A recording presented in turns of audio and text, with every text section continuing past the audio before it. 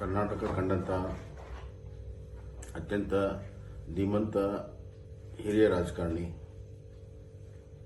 ಸ್ವತಂತ್ರ ಪೂರ್ವದ ಒಂದು ತಲೆಮಾರು.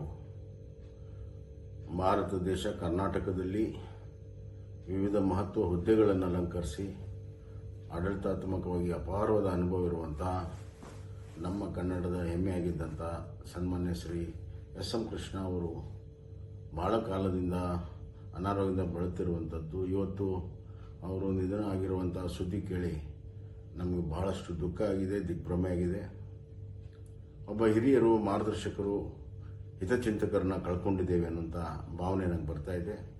ಕರ್ನಾಟಕ ಎಸ್ ಎಂ ಕೃಷ್ಣ ಅವ್ರನ್ನ ಕಳ್ಕೊಂಡು ಭಾಳ ಬಡವಾಗಿದೆ. ಸಾರ್ವಜನಿಕ ಜೀವನದಲ್ಲಿ ಅತ್ಯಂತ ಒಂದು ಪರಿಶುದ್ಧವಾಗಿರುವಂಥ ಬದುಕನ್ನು ನಡೆಸಿ ಆದರ್ಶಮಯವಾಗಿರುವಂಥ ನಡವಳಿಕೆಯಿಂದ ಇಡೀ ಭಾರತಕ್ಕೆ ಅತ್ಯಂತ ಪ್ರಿಯರಾಗಿದ್ದಂಥವ್ರು ಎಸ್ ಎಂ ಕೃಷ್ಣ ಅವರು ವಿದೇಶದಲ್ಲಿ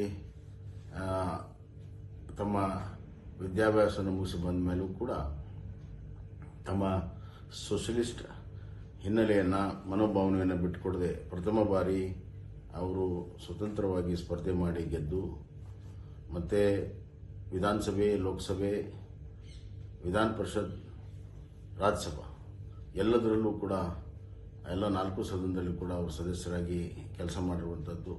ರಾಜ್ಯದ ಮಂತ್ರಿಗಳಾಗಿ, ಮುಖ್ಯಮಂತ್ರಿಗಳಾಗಿ, ಮಹಾರಾಷ್ಟ್ರದ ರಾಜ್ಯಪಾಲರಾಗಿ ಮತ್ತು ಕೇಂದ್ರದ ವಿದೇಶ ವ್ಯವಹಾರ ಸಚಿವರಾಗಿ ಇವತ್ತು ಭಾರತದ ಸೇವೆಯನ್ನು ಕೂಡ ಅವರು ಮಾಡಿದ್ದಾರೆ, ಕರ್ನಾಟಕ ಸೇವೆಯನ್ನು ಕೂಡ ಅವರು ಮಾಡಿದ್ದಾರೆ. ರಾಜಕಾರಣಿಗಳಿಗೆ ಆದರ್ಶವಾಗಿರುವಂಥ, ಆಡಳಿತಗಾರರಿಗೆ ಮಾರ್ಗದರ್ಶಕವಾಗಿರುವಂಥ ಅವರ ಬದುಕು ಅತ್ಯಂತ ಪರಿಪೂರ್ಣತೆ ಕೂಡಿದೆ. ಅವರ ಮಿತವ್ಯಯ ಮಾತು, ಅವರ ಭಾಷೆ, ಅವರ ನಡವಳಿಕೆ ನಮ್ಮ ಯುವ ರಾಜಕಾರಣಿಗಳಿಗೆ ಇವತ್ತು ಅತ್ಯಂತ ಅವಶ್ಯಕತೆ ಇದೆ ಅಂತ ನಾನು ಭಾವಿಸ್ತೇನೆ. ಕರ್ನಾಟಕದಲ್ಲಿ ಒಬ್ಬ ಧೀಮಂತ ನಾಯಕ, ದೂರದೃಷ್ಟಿಯ ನಾಯಕ ಮತ್ತು ವಿಶೇಷವಾಗಿ ಕರ್ನಾಟಕದ ಅಭಿವೃದ್ಧಿಯಲ್ಲಿ ಬಹಳ ದೊಡ್ಡ ಪಾತ್ರವನ್ನು ವಹಿಸಿದಂಥವ್ರು. ಇವತ್ತು ಬೆಂಗಳೂರಿನ ಬೆಳವಣಿಗೆ, ಬೆಂಗಳೂರಿನ IT, BT ವಿಚಾರದಲ್ಲಿ ಅವರು ಮಾಡಿರುವಂಥ ಕೊಡುಗೆ ಅಷ್ಟೇ ಅಲ್ಲ, ಅವರು ತಂದಂಥ ಮಿಡ್ ಡೇ ಮೀಲ್ ಏನಿದೆ, ಮಧ್ಯಾಹ್ನದ ಊಟ ನಮ್ಮೆಲ್ಲರೂ ಕೂಡ ನೆನಪಾಗಿದೆ. ಅವರು ತಂದಂಥ ಯಶಸ್ವಿ ಯೋಜನೆ ಕೂಡ ನಮಗೆ ಸ್ಮರಣೆಗೆ ಇವತ್ತು ಅದು ಬರ್ತಾ ಇದೆ. ಅಷ್ಟೇ ಅಲ್ಲ, ಅವರು ಇವತ್ತು ರಾಜಕಾರಣದಲ್ಲಿ ಯಾವುದೇ ಹುದ್ದೆಯಲ್ಲಿದ್ದರೂ ಕೂಡ ತಮ್ಮ ವ್ಯಕ್ತಿತ್ವವನ್ನು ಎಂದೂ ಕೂಡ ಬಿಟ್ಟುಕೊಡದೆ ಅತ್ಯಂತ ಸ್ವಾಭಿಮಾನದ ಬದುಕನ್ನು ಕೂಡ ಅವರು ನಡೆಸಿದ್ದರು.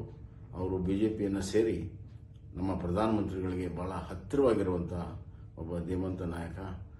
ಒಂದು ಹಿಂದಿನ ಪೀಳಿಗೆಯ ಒಂದು ಮಹತ್ವದ ಒಂದು ಘಟ್ಟ ಇವತ್ತು ನಾವು ಕಳ್ಕೊಂಡಂಗಾಗಿದೆ. ಬರುವಂಥ ದಿನಗಳಲ್ಲಿ ಅವರ ಬದುಕು ನಮಗೆ ಆದರ್ಶವಾಗಲಿ, ಕರ್ನಾಟಕಕ್ಕೆ ಮಾರ್ಗದರ್ಶನವಾಗಲಿ ಅಂತ ನಾನು ಇವತ್ತು ಭಗವಂತನಲ್ಲಿ ಕೇಳಿ ಅವರ ಆತ್ಮಕ್ಕೆ ಶಾಂತಿಯನ್ನು ಕೋರ್ತೇನೆ. ಅವರ ಕುಟುಂಬಕ್ಕೆ ತುಂಬಲಾರದ ನಷ್ಟವನ್ನು ಅವರು ಭರಿಸುವಂಥ ಶಕ್ತಿ ಕೊಡಲಿ.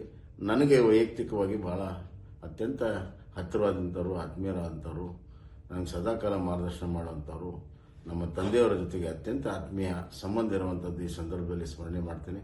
ನನಗೆ ವೈಯಕ್ತಿಕ ಕೂಡ ಬಹಳ ದೊಡ್ಡ ನಷ್ಟ ಆಗಿದೆ ಅಂತ ಈ ಸಂದರ್ಭದಲ್ಲಿ ಹೇಳಕ್ಕೆ ಇಷ್ಟಪಡ್ತೀನಿ.